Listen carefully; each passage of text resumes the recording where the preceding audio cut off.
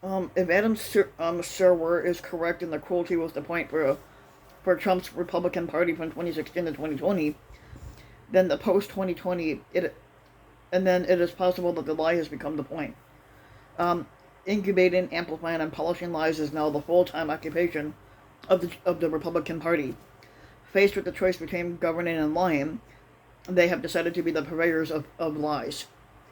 Back when Donald Trump was the main one telling the lies, and his boosters were actually scrambling all around him to make it so, then there was a certain comic quality to it all. And what was the point? What was the point in distorting whether Maps or Carl says is just to flatter a narcissist? Experts in authoritarianism were warning that this type of manipulation was how strong men cling to their power. Sure, but it seemed easy enough to push it away and assume that once he was no longer a squatter, the persistent flattery and adjusting of reality for his benefit would stop. But it's now clear that the falsehood itself is the endgame.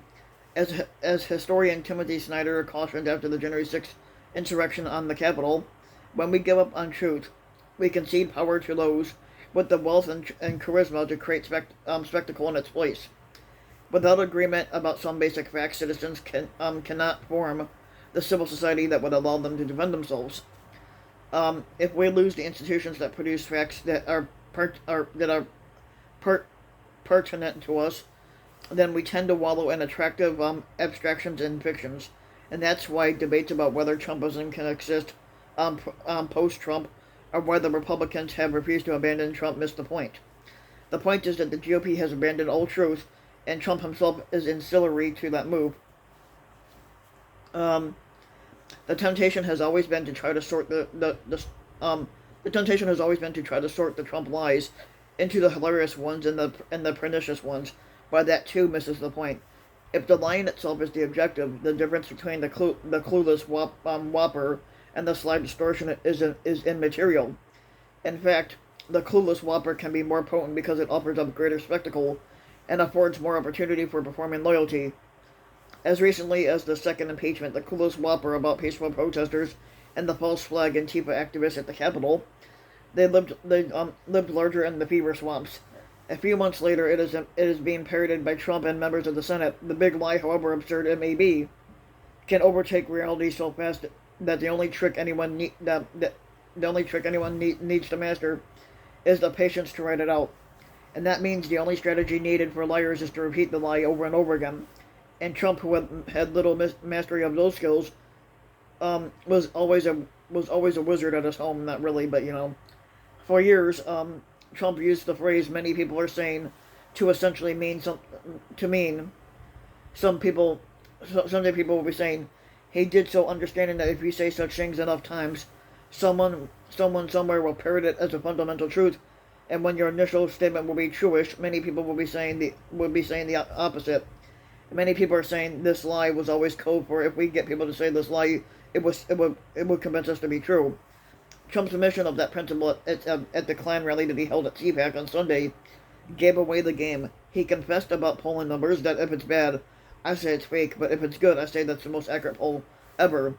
The lie, the lie thus goes from a fiction in the lizard brain of a dangerously delusional man to headline news to gospel for people who have been trained to invert whatever they see from the news. In which case, why wouldn't Rudy Kaludi advise Trump on election night 2020 that he should be amplifying the lie and claim victory, and that had been the game all along? Um, Responding to the lies has always been epi- uh, uh, sorry ep- epistemolo- epistemological. I'm not sure if I'm saying that right. Sinkhole for institutions charged with truth maintenance and fact management for years now. Um, the media is an intramural meltdown about how to handle people who lie on cable news, like Tucker, like Fucker, that racist cunt, Laura Ingraham, Sean Hannity, another racist guy. Yep, those are the ones that are on the court. Basically, they have to deal with those people. Huge social media companies are still doing less than spectacularly, um, actually, yeah, speculatory, at policing dangerous fictions. The courts are attempting to separate the liars from their lies by sanctioning the liars.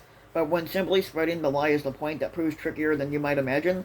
At a hearing before a federal court in Detroit um, on Monday, in which a judge probed how it could be the case that Trump's election lawyers filed hundreds of pages of unverified speculation and gobsmacking errors in the case seeking to certify the President Joe Biden's rightful victory in Michigan.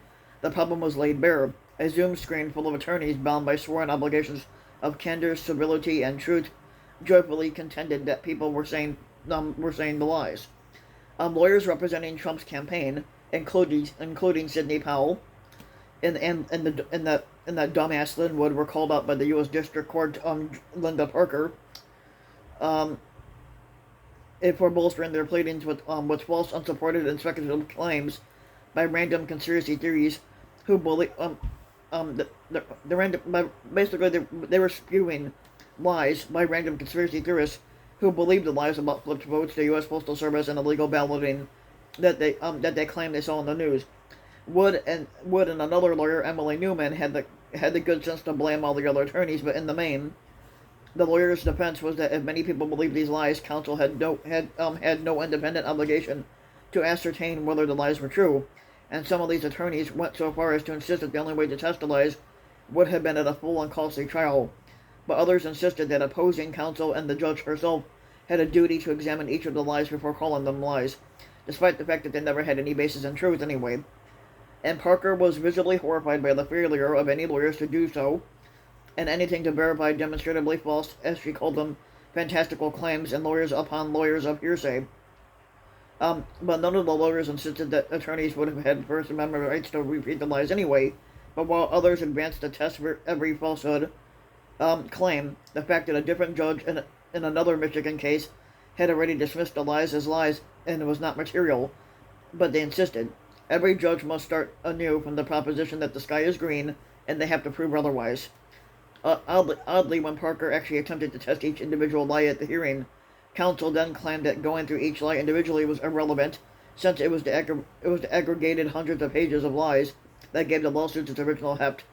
Volume, chided Parker at one point, certainly doesn't equate with legitimacy. But no, because 0 times 900 is not 0, Team Kraken contended.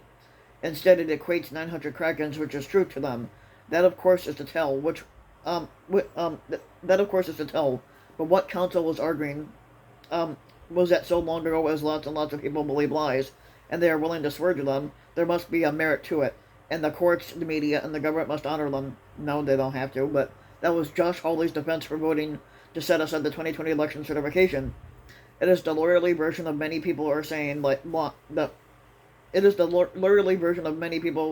lie, and the repetition of the lies by counsel serves only to amplify the falsehood even further. Powell, in a closing statement, defended all the lies, then compared her heroic representation of these lies to the action of lawyers in Brown v. Board of Education. It is the duty of lawyers of the highest tradition of the practice of law to raise difficult and even unpopular issues. This is what she had. This is the bullshit she spewed. The fact that there may have been adverse precedent against us does not change that fact. And were that true, there would not have been a decision called Brown v. Board election. Brown v. Board of Education. We have practiced law with the highest standards. We would file the same complaints again, and the dumbass Linwood, under judicial obligation, not to post video screenshots of the proceedings, then posted Powell's closing on Telegram. On advice of his lawyers, he took it down, but this reveals the game. What they are representing is not legal argument, it is showmanship. The 2020 election was not stolen. The 2020 election was not stolen. That's a lie that was being spewed by Republicans. Michigan was not stolen from Biden. That is also a lie because he didn't steal Michigan. Voting machines didn't flip thousands of votes. That was also another lie. Critical race theory isn't being taught to kindergarten children, which is also a lie that's being spewed. The critical race theory is not being taught to kindergartners who also don't hold that white people are evil evil thing, and that is also a lie. Tucker Carlson isn't being surveilled. Isn't being surveilled by the NSA. That's also a lie that he's spewing. Telling lies is so that other people will lie in order to justify your lying is a tactic. It's not a mistake, and it's not a mere trolling thing either.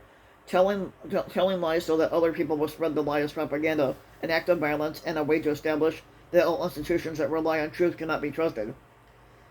And within the confines of her Zoom screen and her judicial authority, and with unimaginable patience, Parker did a masterful job of squelching lies and modeling what a search for truth actually demands. But as both Powell and Wood demonstrated, neither Parker's courtroom nor her Zoom hearing, and not even the threat of substantial sanctions of disbarment, holds any power over them, because no institution of facticity can contain them. In Tim Snyder's post-Truth America, if one can speak, one can lie, and if one can lie, they can persuade a whole audience.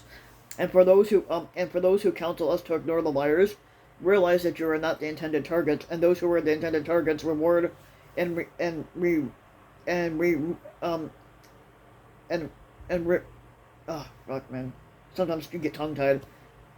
Rem rem rem something, I don't know how to say that though. Remunerate maybe.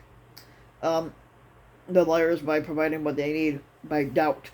This case was driven by doubts, lectured John Campbell, and an attorney representing the Kraken lawyers on Monday, fomenting yet more doubt. The fact is that folks doubted this election, but it happens. But doubt doesn't just happen. It is conjured and fed and watered and spread, and that, as it ever was, is the point. Yeah.